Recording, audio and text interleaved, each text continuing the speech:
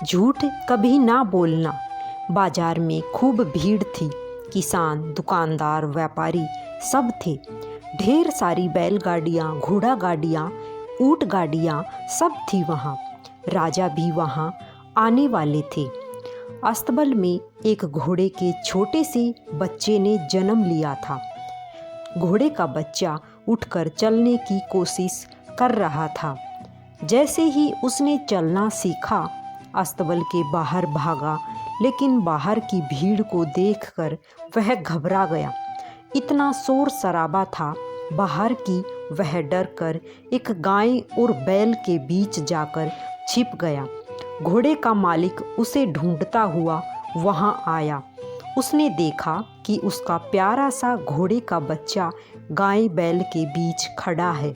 उसने बच्चे को पकड़ने के लिए हाथ बढ़ाया, लेकिन तभी गाय का मालिक वहां आ गया। वह बोला, यह क्या कर रहे हो?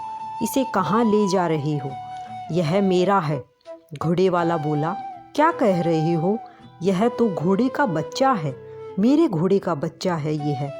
नहीं, यह बच्चा तो मेरी गाय का है। देखो तो कितने प्यार से खड़ा है उनके पास। गाय का मालिक बोला।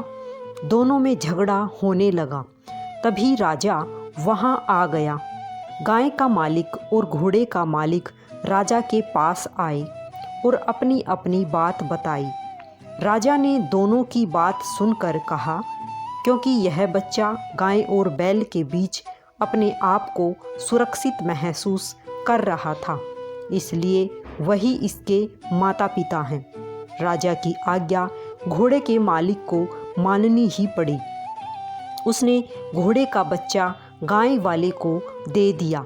कुछ दिनों बाद राजा अपनी बग्गी में सवार होकर कहीं जा रहे थे।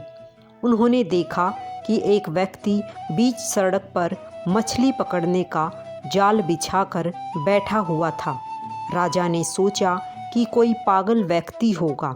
उन्होंने सड़क के किनारे पर बग्गी रुकवाई और उस व्यक्ति को अपने पास बुलाया। राजा ने पूछा, यह क्या कर रहे हो? जाल को सड़क के बीचों बीच क्यों बिछाया हुआ है? वह व्यक्ति बोला, महाराज, मैं मछलियाँ पकड़ रहा हूँ। मछलियाँ? सड़क पर मछलियाँ? क्या तुम पागल हो गए हो? राजा ने पूछा। वह व्यक्ति आदर के साथ बोला, महाराज, यदि गाय और बैल एक घोड़े के बच्चे को जन्म दे सकते हैं, तो फिर मैं मछलियाँ क्यों नहीं पकड़ सकता? महाराज ने ध्यान से देखा। अब वे व्यक्ति उस व्यक्ति को पहचाने। यह और कोई नहीं, घोड़े का वही मालिक था जो उन्हें बाजार में मिला था। उन्होंने तुरंत अपने सैनिकों को आज्ञा दी, जाओ उस गाय बैल के मालिक को बुला कर लाओ। तुरंत गाय के मालिक को घोड़े का बच्चा वापस करना पड़ा।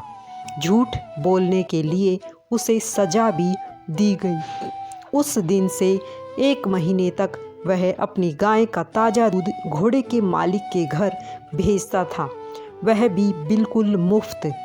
हमें जीवन में कभी भी झूठ का सहारा नहीं लेना चाहिए, क्योंकि जीत हमेशा सत्य की ही होती है। राधे राधे सभी को। जय श्री कृष्णा।